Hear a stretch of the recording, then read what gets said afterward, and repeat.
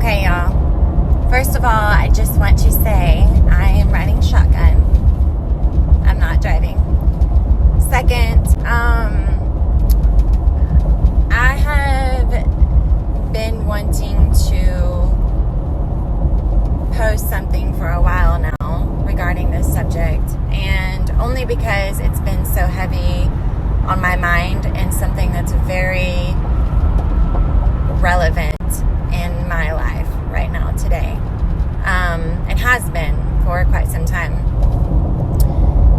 I came across a post this morning that was in reference to Emily Miller, whom, if you don't know, is an NFR qualifier, per rodeo athlete, etc. But anyways, the post was referring to her having a full-time job and still being able to pro rodeo.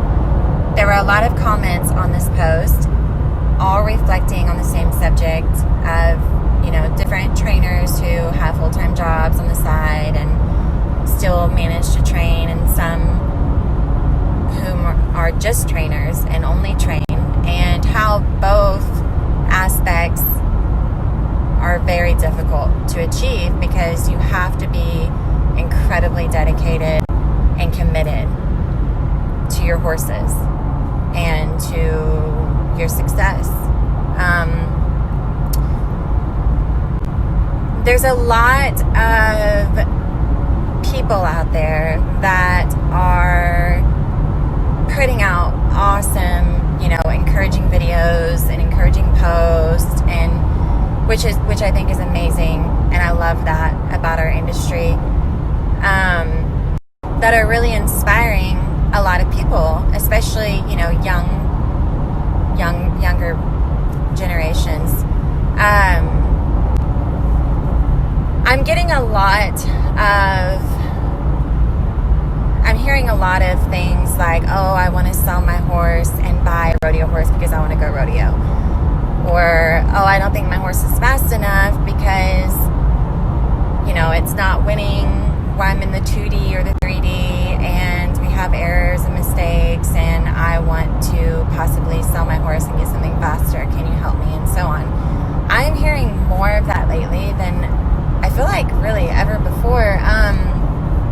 And I think it's good that people want to be better, and I think that it's always okay to do that, there's a point when you have to realize, okay, I've gotten everything I can get out of this horse, and it's, time to move on. There's nothing wrong with that.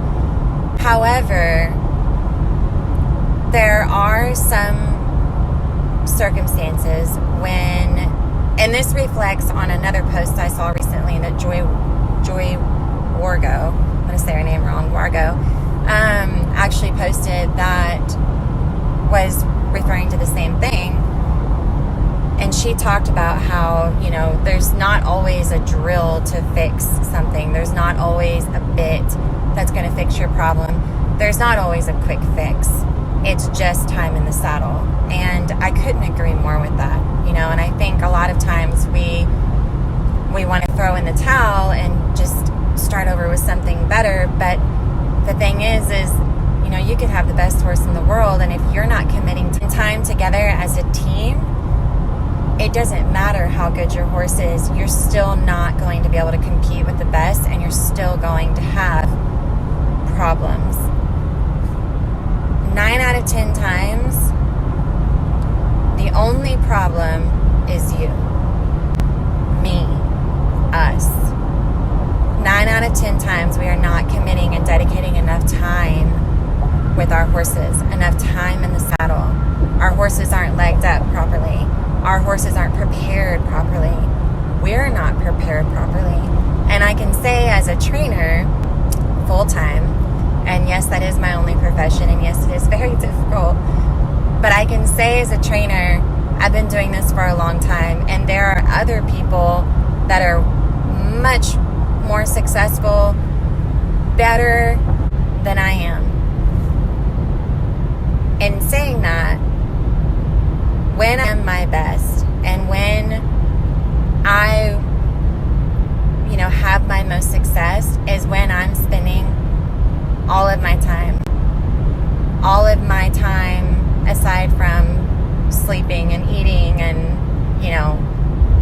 whatever. I'm spending time in the saddle.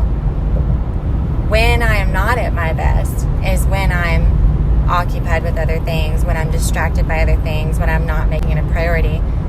And the past 2 years of my life, personally, I haven't been spending as much time in the saddle, and my career and my success as a trainer has suffered for other reasons that are personal to me. I mean, I just went through a divorce, and I know what I need to do. I know that I have to dedicate myself again in the saddle, which is what I'm doing now and have been doing. However, I think sometimes, whatever reason it is, whatever you have going on in your life that takes you away from it, recognizing it is step one. Acknowledging it is step two. And taking action is step three. When you really start taking action again and start making it a priority, that's when you start to see changes. That's when you start to see the success that you want to see with you and your horse. So anyway, even those of us that have been doing this for a long time have to check ourselves. We have to ask ourselves, are we doing everything we should be doing? Are we being committed? Are we being dedicated? We have to be self-driven. You have to be self-driven. So just ask yourself, am I fully committed to this horse? Am I really dedicated? Have I been really dedicated? Have I been really spending time in the saddle? And I'm not talking about vet checks and buying supplements and spending money on things that can make your horse better. I'm talking about time